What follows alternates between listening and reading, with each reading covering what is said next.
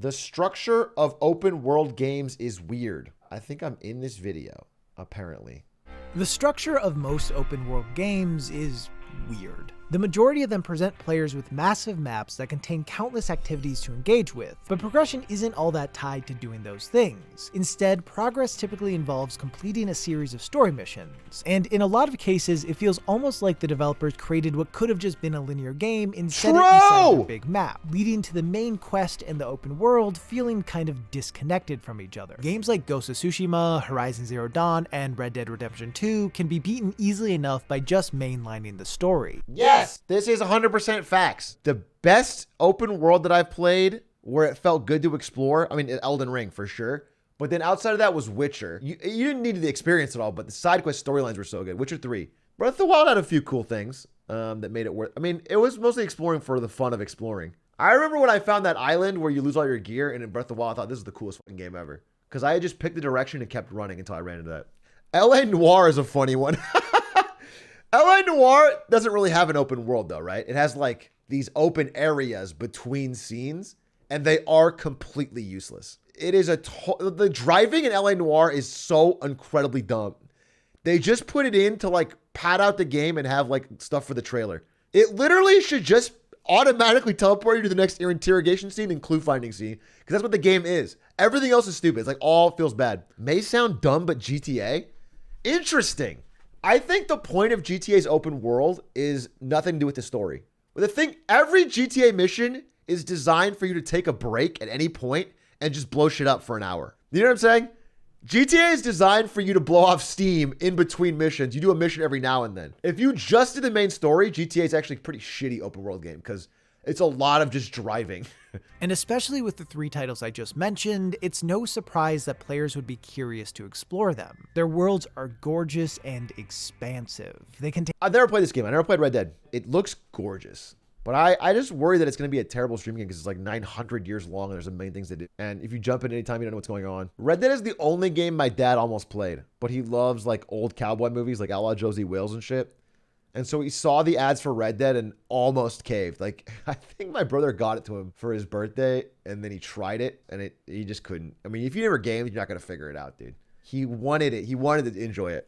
So as time goes on and the initial shine wears off, players will be less likely to engage with the world. This type of behavior is exacerbated even further when titles include story elements that call for urgency. If the main motivation for a character is to find their child or rescue someone important to them, doing anything that doesn't work towards that goal feels weird. This sense of urgency is almost always artificial, as players can take as long as they want without it impacting anything. But this kind of disconnect has always been hard for me to get past. For instance, The Witcher 3 opens with a section primarily meant to establish the bond between Geralt and his adopted daughter Ciri. Then a little while later, Geralt is explicitly told that Ciri is in trouble because she's being pursued by the Wild Hunt. This setup got me invested in wanting to help Ciri above all else. And while I didn't ignore every single optional— I immediately went to the tavern and played Gwent.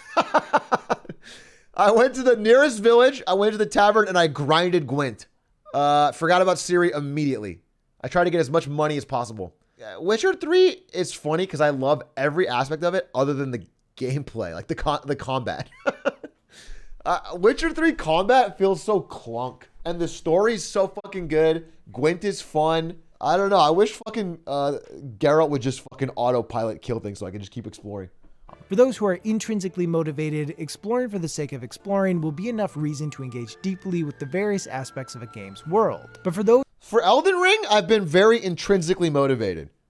I love exploring in Elden Ring just for the sake of finding a new cool boss. I realize, especially now, 99% of the shit that I go out of my way to fight gives me nothing of value. But it's just fun to explore for the sake of the enemies are so cool. And it seems a bit weird to me that so many titles sell themselves on being able to explore these massive open worlds, but then don't utilize them all that effectively in their core gameplay loops. If a studio is going to put so much effort into crafting an engaging main quest as well— I will say, like, I think a lot— I think this core premise is so correct. I think a lot of open world feels like a huge waste, and the most polished, fun experience I had recently was Sekiro, which was like the perfect— it was like, it's linear, but you can sort of attack it in your own way, but it's not an open world. That was awesome. That was beautiful, and it felt crafted and good, and I wish more games were like that. Also, the Star Wars game, Fallen Order was fucking awesome. I would love more games like Fallen Order. I feel like every great franchise should have a Fallen Order type game. It's the perfect for a good IP because you can make it like a movie. It plays like a movie. Aspects should complement each other instead of making each other weaker. In Nakey Jakey's video, Rockstar's game design is outdated, he discusses this idea by examining the conflicting nature of Red Dead Redemption 2's mission design, which focuses on providing players with a very specific experience, and its open world, which aims to create a sense of player freedom. Noting that because Rockstar has one foot in each of these contrasting design philosophies, it leads to both aspects being less effective than games that are just dedicated to one. And this problem isn't exclusive to Red Dead Redemption 2. Really, most open world games have a bit of a main quest problem. Between how their stories are presented and the way their missions are structured, they often end up funneling players. Is that what the Breath of the Wild guys were saying earlier? Because Breath of the Wild doesn't have this problem. It is very natural to do the main quest while you're exploring the open world in Breath of the Wild. I think the problems I have with Breath of the Wild are that, like, you know, everything is so low impact. There's no experience. There's nothing. There's just no reason to do a lot of things. But every time you find a new area, it feels cool. And also, like, you're almost punished for, like, getting into random fights and exploring things. Because you're not going to find anything cool 90% of the time. And you're going to waste your weapon. I've always said I liked Breath of the Wild's weapon thing. Because it stops you from min-maxing. But at the end of the day, you still don't use your weapon. Which is, that's kind of... It's obviously a fucking pioneering great game, but there's things I don't like about it. I want to feel like whatever I'm doing at any given moment is the right thing to be doing. And yeah, you guessed it. This is the part of the video where I talk about Breath of the Wild for a bit. Ah, shit. After clearing the Great Plateau, the player is tasked with the goal of destroying Ganon. I went too early. It is an undertaking they can attempt at any point, although doing so right away will almost assuredly lead to certain death, like weapons, armor, and... I think any game that has the fucking stones to let you walk up and fight the final boss, like basically off rip, but know that you can't is cool. I think that's cool. That's always a badass thing to do. It's like you could do it, but you're not ready. And that gets rid of the whole urgency problem because it's like, it's not about urgency. It's about like, you need to train. You know what game did open world and main quest absolutely fucking terribly? That's right. Skyrim. Skyrim does like almost everything wrong, and I'm gonna be the fucking one to say it. Skyrim is just a game that was like ahead of its time and like cool, but it wasn't. It makes so many design choices that I fucking hate. I think Skyrim blows on like 90 different levels, and it was just fun because it was like it was ahead of the game. In a lot of cases, story... Elder Scrolls has great town culture. Does it? It's the same guard in every single village across the land saying arrow to the knee. And they all simultaneously know that you're the head of the Thieves Guild at the same time. I think Oblivion is way better. But it's also for the time. Again, everything ages less and less gracefully. Oblivion felt so awesome when I first played it. Oblivion blew my mind. My little brother, when we first played Oblivion, thought it was the coolest fucking game ever. Skyrim, I mean, I literally had problems with it right when I first played it. Just because I thought it was so lame that everything levels up with you. It just feels so dumb to go back to the starting town and the bandits there are all wearing like the fucking drippiest armor. Like the random street bandit is wearing fucking shiny mithril. And it's like, it's so fucking stupid. It's worse than Oblivion? Probably is. I was younger for Oblivion. Maybe it's literally that I was younger for Oblivion and you guys are probably younger for Skyrim and that's... Maybe that's it, dude. Just to see what would happen, when I first played, I went to Castle Canada early, and instead of being able to do anything there, I got a warning that I was entering an area with overwhelming forces, and then I got shot at by archers that I couldn't really do anything about before promptly dying. Imagine though if it were possible to attack the castle at any point. Taking out Mongol forces could chip away at the strength of the castle. That's shit I don't like. This shit. I hate this shit. This shit takes me out of the game. Collecting X of 40, X of 30, X of 60. It's actually really bad in Paper Mario.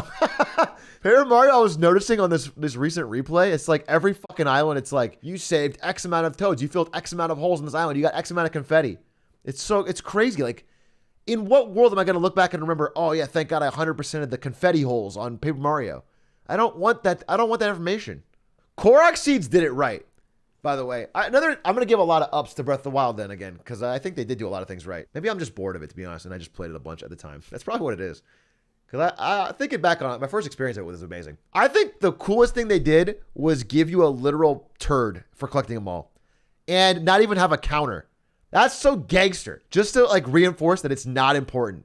You don't need to get them all. I think if they put like a cool sword at the end of it, it would have ruined all of it. I think they'd make it basically useless, and it's like, just get them when you see them. When you're walking through the field and you see one, go grab it. But don't feel like you have to hunt. And instead, the members of the Seed family just kidnap them after they earn a certain amount of resistance points, which is cool the first time it happens, but it is far less interesting every time after that. This leads to an even bigger problem as certain missions become unavailable after killing the region's leader, which wouldn't be an issue if the player got to choose when the story missions were triggered, but given that they are almost always thrown into it unwillingly, it stands to create a fair bit of frustration. Yeah, this shouldn't be a problem, but it is. It's like any game where you can get locked out of cool content always has a low-grade buzz in the back of my head that annoys me. And this is a problem with Elden Ring right now because I don't know anything.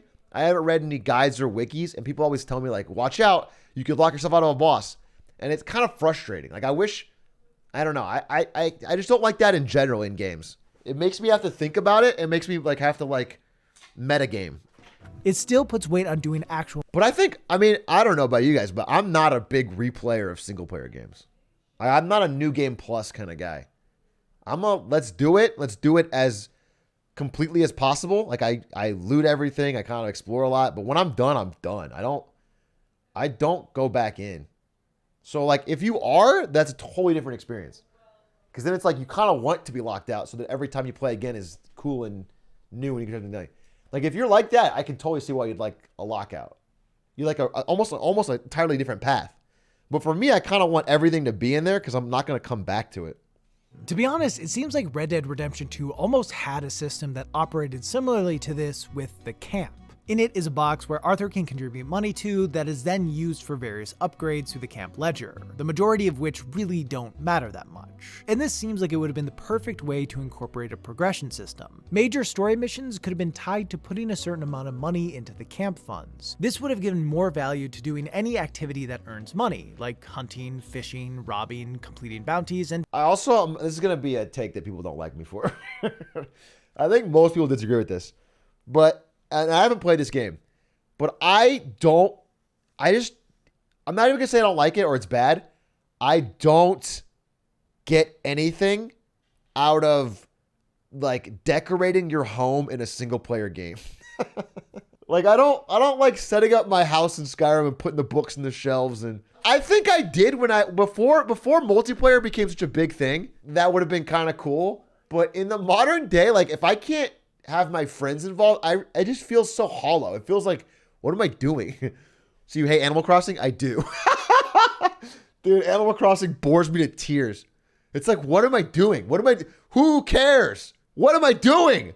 I'm working a fucking wage slave to pay off this guy in a single player game so I can decorate my goddamn house for me.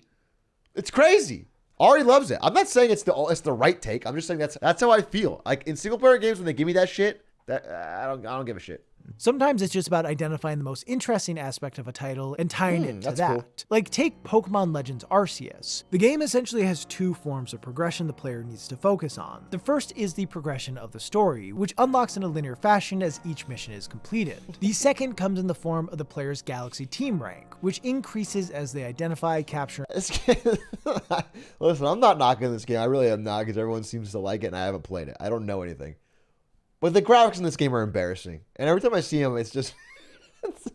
it's like a fucking cereal box open world, dude. In battle, it's just embarrassing. They're just embarrassingly fucking... Obtaining higher ranks allows you to like access the textures of the grass look so cringe. It doesn't matter, right? It doesn't matter in the grand scheme of things, but I'm a goddamn NVIDIA employee, dude. Be tied to not only the story, but also... Look at this, dude. It looks like it's not finished. It looks unfinished. I think this approach could have been a solid fit for Horizon Zero Dawn. In my opinion, the game has Pokemon with these graphics. Craigasm, and the gigantic Charizard instead of a Robo Dinosaur. Oh my god, it's actually fearsome and threatening, and you see it, and you're like, holy shit, this thing is big. That would be the coolest bat chest moment. What about Horizon Zero Dawn with Pokemon graphics?